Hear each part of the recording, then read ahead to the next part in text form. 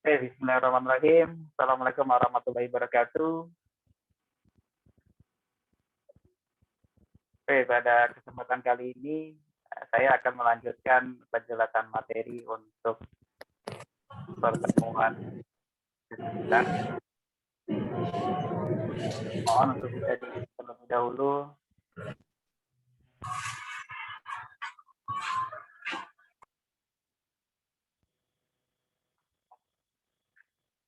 Terima kasih. Selama nanti penjelasan materi, saya persilakan untuk menonaktifkan videonya. Silakan untuk memberikan informasi ke saya, konfirmasi ketika memang ada pertanyaan, tanggapan, ataupun sesuatu yang perlu disampaikan. Atau bisa juga nanti melalui fitur chat. Oke, pada kesempatan ini, lanjutan dari penjelasan materi pada pertemuan ke-7 mengenai bagaimana statistika dalam hidrologi.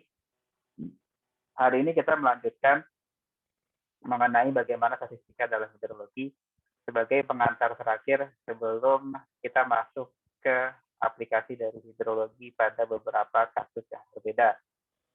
Yang sebenarnya beberapa pembahasan yang akan dimulai dari pertemuan minggu depan itu bisa menjadi salah satu ide terkait dengan studi kasus yang bisa kalian lakukan.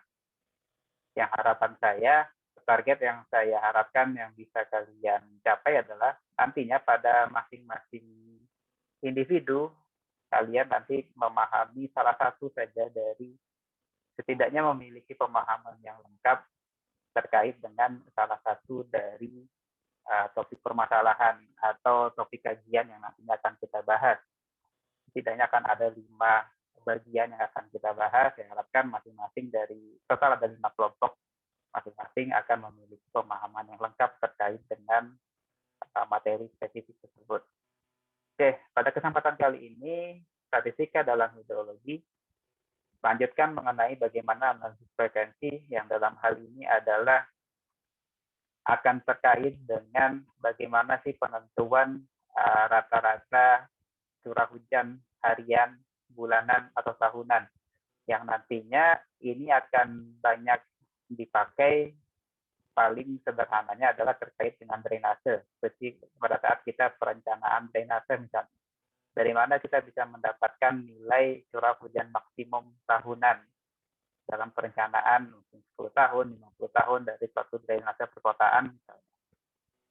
Atau ketika kita juga bicara bagaimana desain TPA terkait dengan pemantauan lisitnya atau IPAL terkait dengan lisit dari suatu TPA, itu juga pasti akan menghitung berapa nilai curah hujan maksimumnya. Nanti aplikasinya adalah dari analisis frekuensi di sini terkait dengan bagaimana curah hujan. Kita coba bahas satu-satu. Ini saya coba ulang kembali di analisis hidrologi. Kita banyak membahas mengenai statistik, adanya variabilitas sampel. Dalam hal ini karakteristik atau parameter hidrologi seringkali kita lihat memiliki variabilitas yang tinggi, yaitu terkait dengan curah hujan, temperatur, kemudian tingkat kelembaban, itu yang sangat fluktuatif dari beberapa di satu lokasi yang sama. Kemudian secara statistik kita berbicara data, ada nilai tengah, ada nilai regresi, korelasi, probabilitas, analisis frekuensi yang nantinya akan sangat bermanfaat untuk bisa kita pahami secara lebih jauh untuk melakukan analisis hidrologi nantinya. Oke, untuk analisis frekuensi sendiri, pada dasarnya adalah kita ingin melihat bagaimana suatu kejadian ekstrim, apakah itu badai, banjir, ataupun frekuensi kejadian. Nantinya hubungan besaran kejadian ekstrim terhadap frekuensi kejadian akan digunakan distribusi probabilitas yang juga kita bahas sebenarnya pada sebelumnya. Kemudian, apa sih fungsinya? Kenapa kita perlu menghitung frekuensi aliran banjir? Jadi mungkin kalian yang sudah familiar seperti banjir-banjir tahunan, 5 tahun sekali, dan sebagainya. Ini salah satu bentuk dari analisis hidrologi juga. Dengan kita melakukan perhitungan terkait frekuensi aliran banjir saja, contohnya, ini akan penting untuk bagaimana pembangunan dam. di dalam waktu atau dalam kurun waktu berapa tahunkah kita sudah harus membangun suatu dam. Secara kuantitasnya ini, damnya itu harus bisa menahan sampai berapa kuantitas dari air banjiran tadi. Dan juga terkait pengendalian banjir, apakah dalam pembuatan suatu kanal banjir, dan lain sebagainya. Tanpa analisis hidrologi yang baik, maka nanti pengelolaan sumber daya air juga akan terkendala. Jadi maka ini menjadi salah satu hal yang penting juga untuk bisa dipahami. Jadi terkait dengan analisis harga ekstrim sendiri, pada dasarnya dilakukan untuk memudahkan pemahaman analisis. Contohnya mungkin kejadian hujan diambil sebagai gambarannya. Jadi seperti kita amati ketika kita bicara hidrologi, salah satu parameter yang menjadi parameter kunci adalah hujan. Intensitas hujan, curah hujan. Bagaimana cara kita menganalisis data curah hujan? Kita tidak tahu ketersediaan datanya, apakah datanya itu data curah hujan per jam, data curah hujan harian, tapi nanti dengan adanya proses pengolahan, pada umumnya data yang dipakai itu bisa jadi data bulanan. Jadi di bulan Mei, selama 1 bulan itu berapa total curah hujannya, curah hujan maksimal berapa, nanti dari data-data serial apakah 10 tahun, apakah 20 tahun ke belakang, itulah yang nantinya bisa kita gunakan untuk menganalisis harga ekstrimnya. Berapa sih curah hujan maksimumnya.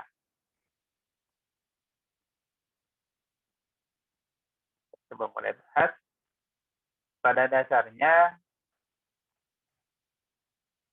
dalam perencanaan bangunan air, biasanya kita menggunakan istilah hujan harian maksimum tahunan atau istilahnya Airmax, di mana merupakan suatu curah hujan terbesar yang terjadi dalam 1 tahun dalam kurun waktu 24 jam. Jadi sebagai contoh, ini saya ada data curah hujan harian maksimum tahunan dari tahun 1991 sampai dengan 1999. Masing-masing ada nilai Airmax-nya dalam satuan milimeter. Bagaimana caranya kita mengolahnya? Dari data di atas, kita bisa olah menggunakan konsep probabilitas terlampaui, di mana konsep probabilitas ini berdasarkan formulasi dari Weibull. Kita menggunakan persamaan ini, di mana probabilitasnya akan sama dengan M per N plus 1, di mana M di sini posisi dalam rankingnya, apakah dia besar dan kecil, dan N itu jumlah datanya. Jadi nanti dari tabel yang saya tampilkan di ini, kemudian kita buat ranking dari data tadi. Kita ranking dari data yang terbesar ke data yang terkecil, sehingga nanti bisa kita lihat pada tabel di sini. Yang terbesarnya adalah 105 sampai dengan yang terkecilnya adalah 67. Jadi sini totalnya ada 9 ranking yang berbeda. Dari sini probabilitas terlampauinya dan nilai masing-masing nilai Airmax-nya sudah diberikan di atas. Kemudian kita hitung nilai probabilitas dari masing-masing Airmax tadi. Sehingga didapatkan probabilitas 10, 20, sampai dengan yang 90%. Dan nantinya yang dipakai, yang dilihat sebagai probabilitas kejadian curah hujan maksimum tahunannya adalah yang 20%. Jadi akan sama dengan dia 102 mm yang nantinya akan kita gunakan. Nantinya kebanyakan permasalahan perencanaan kekuatan bangunan, kata ekstrim akan identik dengan maksimum, tapi terkadang memang kita bisa menggunakan data yang atau nilai yang minimum juga terkait dengan nilai ekstrim di sini. Jadi contohnya aplikasinya adalah untuk di temperatur kecil. Jadi ketika kita ingin mencari berapa temperatur terkecilnya. Kemudian formulasi Weibull digunakan hanya terbatas pada interval data yang diketahui. Namun memang pada data realnya, kenyataannya itu kejadian acaknya sangat mungkin terjadi di luar interval yang diketahui. Karena itu digunakan konsep periode ulang. Periode ulang di sini merupakan jangka waktu hipotetik di mana secara statistik berdasarkan data di masa lalu, suatu kejadian dengan suatu besaran angka tertentu akan disamai atau dilampaui sekali dalam jangka waktu tersebut. Hubungan periode ulang dan probabilitas terlampaui dinyatakan dengan persamaan ini, di mana P probabilitas terlampaui, XP di sini adalah harga X dengan periode ulang TR, sampai dengan TR di sini adalah periode ulang. Seperti yang sudah dibahas sebelumnya sebenarnya TR. Atau dalam bentuk persamaan lain, saya bisa menggunakan persamaan ini, di mana FXP adalah probabilitas kumulatif. Kemudian, setelah metode analisis harga ekstrim tadi, maka nanti untuk bisa menggambarkan atau mendeskripsikan hasil dari nilai ekstrim tadi, maka perlu digunakan beberapa fungsi distribusi seperti distribusi normal, distribusi log normal, log Pearson tipe 3, dan Gumbel. Jadi ketiga fungsi distribusi ini akan kita gunakan, akan kita hitung berdasarkan masing-masing distribusi ini untuk kita bisa memilih persamaan apa yang nantinya akan digunakan. Mungkin lebih mudahnya kita akan coba contoh soal terlebih dahulu. Jadi contohnya di sini ada satu data curah hujan maksimum bulanan dari tahun 1980 sampai dengan 1993 pada suatu lokasi. Pada lokasi tersebut direncanakan akan dibangun struktur bangunan air untuk penanganan banjir dengan umur desainnya sampai dengan 50 tahun. Dari data di situ, tentukan fungsi distribusi yang sesuai pada lokasi. Jadi dari keempat fungsi distribusi tadi, kita akan tentukan mana fungsi distribusi yang sesuai dengan data yang tersedia. Kemudian yang B, berapa besarnya curah hujan maksimum rencana supaya bangunan tersebut mampu bertahan dan sekitar lokasinya tidak tergenang oleh banjir. Jadi ini contoh datanya. Data mulai dari tahun 1980 sampai dengan tahun 1993. Data bulanannya dimulai dari Januari sampai dengan Desember. Dan di bawahnya, yang paling bawah, kita bisa mendapatkan nilai maksimum per tahunnya. Berapa nilai hujan maksimumnya di sini? 119. Jadi kalau diurutkan dari Januari sampai Desember, maka nilai yang paling tingginya adalah di Desember ini 119. Dicari sampai dengan tahun 93 yang didapatkan tabel ini. Kemudian kita sudah dapatkan nilai maksimumnya di sini, maka dari data nilai maksimum tadi, kita coba urutkan. Jadi tabel di samping ini, kita mengurutkan ada 14 data Airmax-nya. Jadi mulai dari yang tertinggi di sini adalah 251, yang terendahnya adalah 97,4. Nah, setelah kita mendapatkan nilai dari masing-masing Airmax di sini, maka kita lakukan perhitungan untuk distribusi normal, log Pearson, dan Gumbel. Jadi untuk yang metode normal, ini persamaan yang bisa digunakan, sehingga nanti dari nilai Airmax tambahkan nilai dari KT-nya, KT kita menggunakan persamaan ini, KT sama dengan Z sama dengan W min persamaan ini, di mana W-nya akan sama dengan ln 1 per T pangkat 2. Sehingga kita hitung untuk masing-masing nilai tadi 1 sampai 14, M-nya, TR-nya, Airmax-nya, sampai dengan nilai RT-nya berapa. Kita dapatkan nilai masing-masing untuk RT-nya. Dari sini kita bisa dapatkan berapa kumulatifnya, timpangannya berapa, dan lain sebagainya. Setelah metode normal, kita hitung juga untuk yang log normal sampai buat tabel seperti ini dengan persamaan ini. Jadi masing-masing beda ya persamaannya. Log normal dia log RT. Kemudian untuk log persen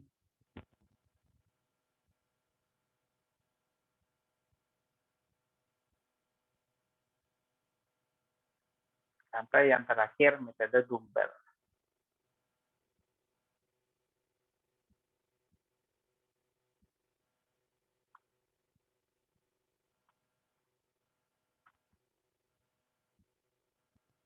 Oke, kemudian dari semua perhitungan yang sudah kita lakukan tadi, kita lakukan penentuan metode yang sesuai.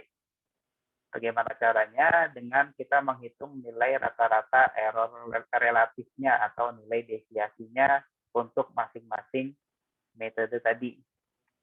Jadi masing-masing persamaannya, persamaan ini untuk yang normal, ini untuk log normal, log persen, dan ini untuk yang Gumbel.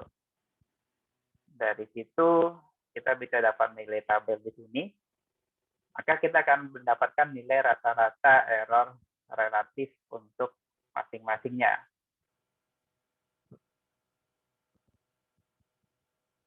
Di bawah sini dia sudah ada nilai masing-masing dari normal, log normal sampai dengan Gumbel. Kemudian dari hasil perhitungan kita akan bisa melihat mana nilai yang paling rendah. Di mana yang paling rendah di sini adalah dari metode log Pearson, di mana dia memiliki nilai rata-rata error terkecil, yaitu 10,012.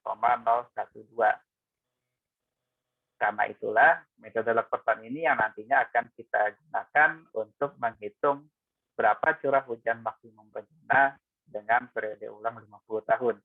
Persamaannya sebenarnya sudah ada tadi, dimulai dari berapa periode ulangannya, sampai nanti kita mendapatkan nilai curah hujan maksimumnya, yaitu R50-nya akan sama dengan 280,821 mm. Itu secara sederhananya, tapi nanti secara teoritisnya perbedaan masing-masing analisis tadi kurang lebih seperti yang ada di gambar di sini secara grafiknya. Probabilitas curah hujan maksimum dibandingkan dengan curah hujan maksimum, bagaimana grafik untuk yang normal, log normal, log persen, dan Gumbel sebenarnya kurang lebih sama. Tadi kita yang cari yang paling mendekati keadaan realnya di lapangan, yang mana digambarkan berdasarkan data-data yang memang kita miliki. Jadi karena itu untuk bisa kalian memahami lebih lengkap lagi, kita coba latihan. Saya mau silakan disimpan terlebih dahulu soalnya, kalian screenshot agar lebih cepat. Silakan di screenshot dulu ya, disimpan dulu soalnya. Jadi ini datanya dapat dari tahun 1 sampai dengan tahun ke-21 ya. Ini nilai R-nya masing-masing. Coba kalian cari sampai dengan yang sama seperti tadi.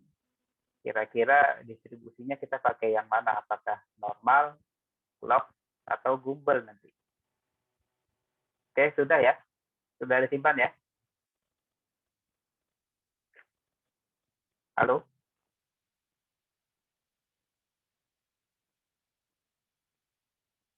Halo?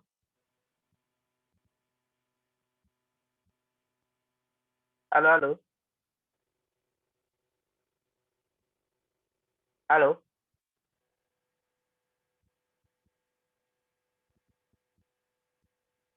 Halo?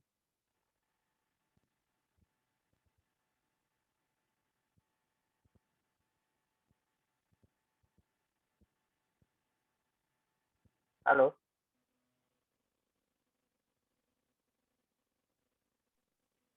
Halo, Pak. Nah, tadi tidak dapat bicara tadi, Pak. Nah, oke, sudah disimpan ya? Sudah, Pak. Oke, silakan disimpan dulu. Kita lanjut dulu. Ini sengaja saya buat untuk bisa memudahkan juga. Jadi untuk 5 pertemuan ke depan, saya mau nanti masing-masing kelompok dan beda berapa. Jadi masing-masing kelompok mendapatkan satu topik yang berbeda. Jadi mulai dari mengenai aliran permukaan sampai dengan beban drainase. Jadi sini sudah saya bagi, masing-masing kelompoknya akan membahas terkait apa. Ini juga sebenarnya bisa kalian jadikan acuan juga. Jadi dari topik yang nanti kalian dapatkan ini bisa kalian kembangkan juga untuk nanti studi kasusnya. Tapi yang jelas dalam studi kasus akan ada pembahasan yang lebih lanjut lagi, yang lebih spesifik lagi studi kasusnya. Tapi untuk pertemuan berikutnya, jadi silakan masing-masing mulai mencari terkait topik-topik berikut. Targetnya adalah sebelum nanti minggu depan, yang kalian perlu cari adalah mengenai mulai dari lingkup pembahasannya seperti apa. Dalam permukaan nanti sebenarnya akan membahas terkait apa saja, misalnya debit banjir itu mengenai apa saja, kemudian metodenya seperti apa, bagaimana cara perhitungan, cara pengukuran, sampai ke sumber referensinya harus kalian berikan nanti dalam materi presentasinya. Jadi silakan susun materi presentasi berdasarkan topik-topik yang sudah saya tentukan di sini. Silakan dicari untuk pertemuan minggu depan. Jadi silakan nanti dimulai kerja secara berkelompok. Saya targetkan untuk minggu depan sudah bisa selesai semua. Jadi tidak terpaku pada urutan 1, 2, 3, 4 ini ya. Jadi 1 dulu harus siap, dari kelompok 3 dulu misalnya harus siap, tapi semuanya harus sudah siap sebelum pertemuan minggu depan. Nanti akan ada penugasan di Google Classroom-nya untuk pengumpulan materi presentasinya. Untuk urutan presentasinya nanti, urutannya berdasarkan nomor di topik di sini. Topik 1 aliran permukaan, debit banjir, hidrograf, sampai dengan beban drainase. Jadi minggu depan akan kita bahas mengenai aliran permukaan, berikutnya debit banjir, berikutnya hidrograf, sampai dengan beban drainase. Berurutan selama setiap minggu, tapi semua harus sudah menyiapkan materi presentasinya sebelum pertemuan minggu depan. Jadi startnya sama semua kita. Paham ya?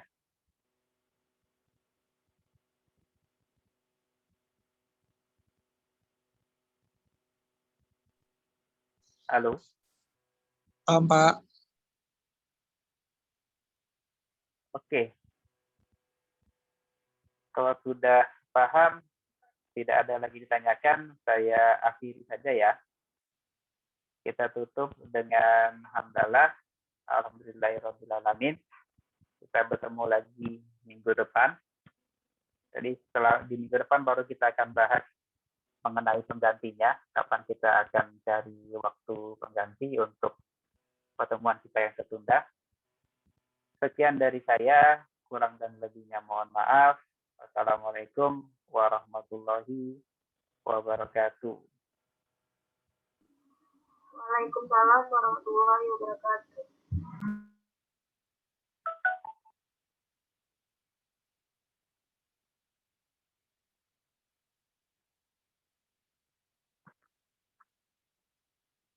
Silakan nanti bisa di